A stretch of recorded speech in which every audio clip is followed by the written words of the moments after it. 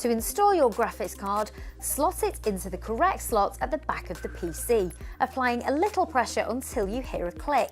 If you have to apply too much pressure, then do not force the card into place. Screw the graphics card into place so that it doesn't sag. Attach the PCIe cable from your PSU to the graphics card.